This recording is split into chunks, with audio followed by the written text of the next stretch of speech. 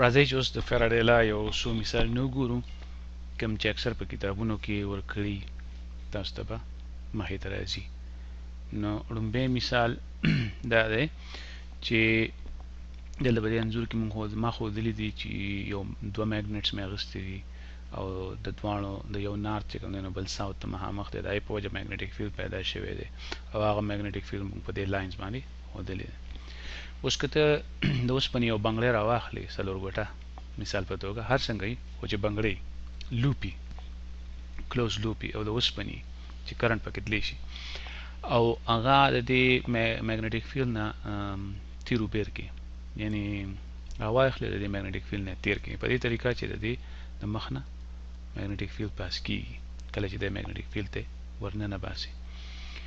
نو په دې بنګړي کې به کرنټ پیدا کیږي. دا یو مثال دی چې پای کې مونږه د کلکولیشن د زده کړې لپاره په کار راوستې شو. په بل انځور کې بیا ما میګنیټیک فیلډ ښودلی دی چې ساوت پول چې کوم دی نه میګنیټ دا راواخله د سکرین نه هغه ته کېده او دا نارت چې کوم دی نه دا خپل د سکرین مخې ته کېده نو میګنیټیک فیلډ به بیا لاینز چې کوم په دې سکرین کې مونږ ته ښکاري هغه به دغسې کراسز یعنی دا میګنیټیک فیلډ دی چې دی سکرین ته ننوځي parallel lines دی یونیفارم میګنیټیک فیلډ دی او دا لوپ چې کوم دی دا ریکټینګولر لوپ یا څلور ګوټه لوپ چې کوم دی دا تا راواخیسته او رامنډه دې کړه میګنیټیک فیلډ ته دې ورننه ایسته کوم وخت چې دې ورننه وځي نو د دې لوپ د مخ نه چې کوم فلکس تیریږي هغه بدلیږي کله چې د میګنیټیک فیلډ نه بارو د نه فلکس نه تیریدو او چې څنګه د میګنیټیک فیلډ ته ورننوتل شروع شي نو د نه میګنیټیک فیلډ لاینز تیریږي د مطلب دا چې فلکس بدلیدل شروع شو. فیراډیز لا دا وایي چې په دې کې به ای ام اف انډیوس کیږي او هغه برابر دی چې د مخ نه د فلکس د بدلیدو ریټ څه دی. صحیح ده. نو دا وګڼئ چې کوم لاین چې کوم دی د دې لوپ کوم چې ننوتی دی د وخت کې میګنیټیک فیلډ ته هغه 4 میټره دی او دا اوږده غاړه 10 میټره ده. اوس په دې دوران کې کوم چې موږ په انځور کې ښودلی دی د دې 10 میټره سایډ چې کوم دی نو څومره په میګنیټیک فیلډ کې دننه دی دا وخت تېرېدو سره سیوا کېږي راځئ چې دې ته ایکس ووایو کومه حصه چې دا غاړه او کومه غاړه چې بیخي ورننوتې 4 میټره ده نو د څومره ایریا علاقه چې کوم ده میګنیټیک فیلډ کې ده د میګنیټیک فیلډ یونیفارم دی مطلب دا دی چې څومره دا ننوتی دی په میګنیټیک فیلډ کې په هر پوینټ باندې میګنیټیک فیلډ یوه ویلیو ده او هغه 3 ټیسلا ده. نو د دې مطلب دا شو چې موږ به ریټ اف چینج کلکولیټ کو د فلکس نو فلکس د وخت په هر لحظه څومره دی دا سایډ 4 میټره دی او دا بل سایډ ایکس دی میګنیټیک فیلډ په دغه ریجن کې بی دی او ایریا چې کوم ده د دې لوپ خو هغه ایریا کوم چې د وخت کې په میګنیټیک فیلډ کې ده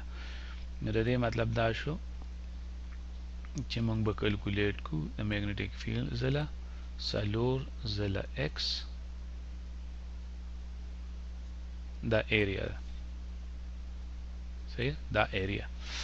نو میګنیټیک فیلډ خو کانسټنټ دی خو د وخت تېرېدو سره نه بدلیږي 3 ټیسلا دی نو دا به بار راوځي او موږ سره به راشي 4 به هم بار راوځي او پاتې به شي ډي ایکس بای ډي ټي ولې چې دا سایډ چې موږ کوم څومره دلته 10 میټر سایډ چې څومره برخه دننه ده دا د وخت تېرېدو سره زیاتېږي دغسې فلکس زیاتېږي نو دا شو بی ځله 4 او بیا ډي ایکس بای ډي ټي څه شی دی دا د دې لوپ یا د دې ریکټینګل ویلاسټي ده یعنی دا ایکس د وخت تېرېدو سره سیوا کیږي نو دغه ته موږ وایو دا د لوپ ویلاسټي څومره ده. صحیح ده ډي ایکس بای ډي ټي د لوپ ویلاسټي ده. نو میګنیټیک فیلډ چې کوم دی هغه 3 دی دا سایډ 4 دی دا په کلکولیشنز کې راغی یعنی دا اوږد سایډ کلکولیشنز کې رانغی هغه په ویلاسټي کې موږ سره ورجذب شو او ویلاسټي چې کوم دی هغه 2 میټره په 1 سیکنډ کې ده نو د دې نه دی راله 4 وولټ 40 وولټه بیټري به د لوپ کې پیدا شي. اوس کو تاسو څوک وایي چې د دې لوپ resistance total resistance څومره دی؟ مثال په توګه دا لوپ د کاپر نه جوړ دی یا د پیتلو دی یا د سرو زرو دی، هر څه چې دی، خو چې د هغې په حساب باندې به د دې یو resistance وي او ټول resistance چې کوم دی په دې لوپ کې هغه د مثال په توګه 12 اوم. نو بیا د اومز لا په حساب باندې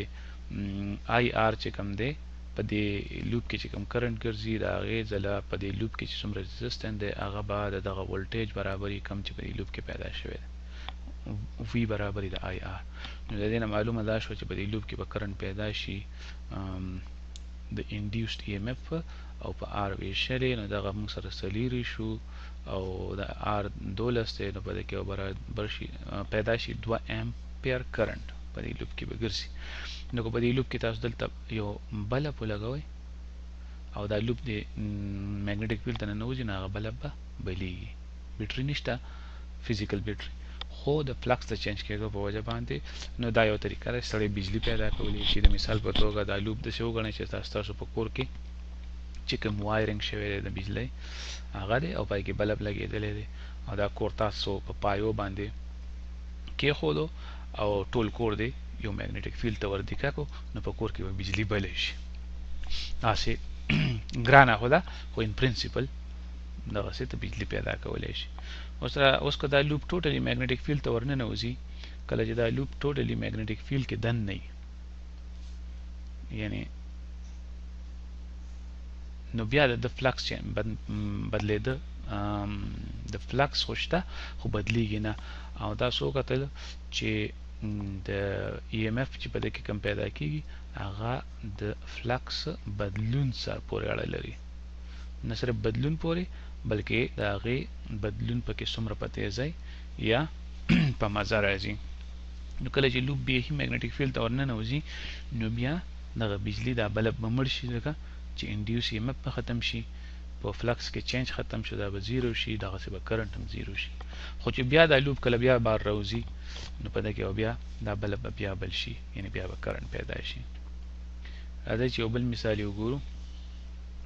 د مثال په توګه موږ سره یو میګنیټک فیلډ دی، دا میګنیټک فیلډ به موږ دغسې په دې سکرین کې دننه واخلو، یعنی زموږ د طرفه راغلی دی میګنیټک فیلډ لاینز دي، موږ ورته د سکرین په مخ کې نو په دې ځایونو باندې په سکرین کې ننوتی دی، کوم ځای چې موږ دا کراس راښکل او دا لارې مې ترې راتاوی. مثال په توګه دا میګنیټک فیلډ چې کوم دی دا 10 ټیسلا میګنیټک فیلډ دی. اوس په دې میګنیټک فیلډ کې زه یو لوپ واخلم او دا میګنیټک فیلډ خو ما یو څو کرښې راښکلې، خو دا په هر ځای کې دی، هر د دې لوپ ته مخ نه پاس کېږي. او همداسې کار وکړو چې کسانه مې راجمع کړو او دا لوپ چې کوم دی نو دا یې د هر طرفه ونیو او رای کاږه.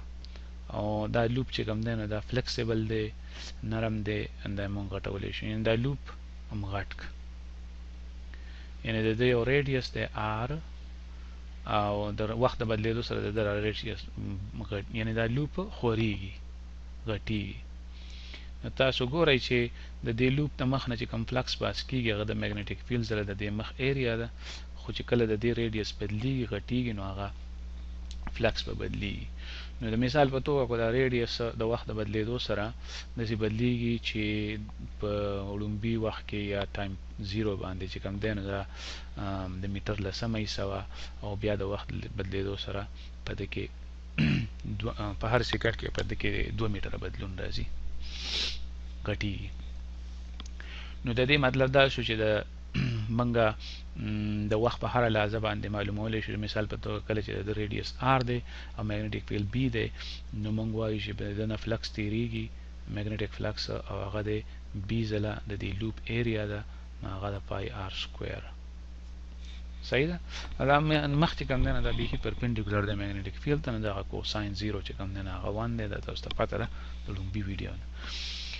اوس په دې پلس کې څونه بدلون راځي هغه به برابري د فیراډې په لا باندې د انډیوس ای ایم اف، نو دا به شي په دې فلکس کې د بدلون ریټ او بی چې کوم دی نه کانسټنټ دی، پای کانسټنټ دی او د r سکوير ډیریویټیو کوم دی نه به شي 2 ځله r او بیا dr by dt. صحیح شو. نو د دې مطلب دا شو چې دا EMF چې کوم دی دا په ټیم باندې ډیپند کوي ځکه چې r په ټیم باندې پورې اړه لري. اوس dr by dt یو کانسټنټ نمبر دی، یعنی dr by dt د دې نه که تاسو کیلکولیټ کړئ نو هغه به شي 0.1 ډیریویټیو به 0 شي او د 2 ځله t ډیریویټیو به صرف 2 شي. ٹھیک شو. نو زه دې کې دا غواړم چې تاسو ته د ډیریویټیو پته ده ډیریویټیو به څنګه اخلي د یو فنکشن. دا r چې کوم دی د ریډیوس دا د وخت بدلیدو سره داسې بدلیږي چې د مثال په توګه ټایم دی او دا ریډیوس دی د سرکل د دې لوپ نو په t = 0 باندې دا 0.1 دی او بیا د وخت د تیریدو سره لینیرلی بدلیږي غټیږي دا r دا ګراف شو کوي. صحیح شو. د دې ګراف سلوپ چې کوم دی نه هغه dr by dt دی، dr by dt د 2 برابر دی. صحیح شو. نو اوس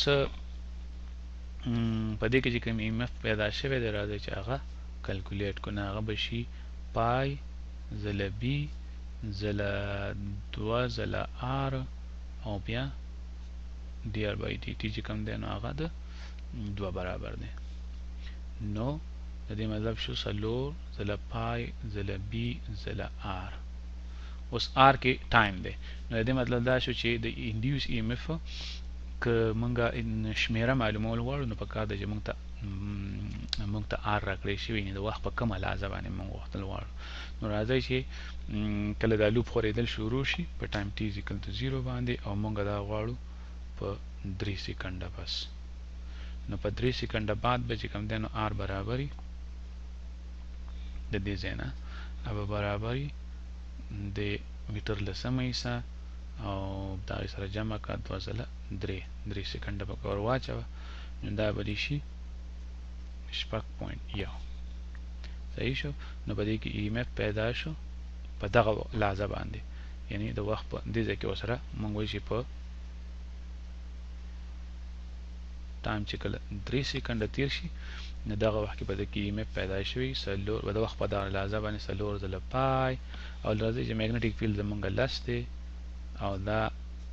r چې کوم دی په دغه لحظه باندې هغه د 6.1. نو دغه لمونږ ضربونه ورکو دونه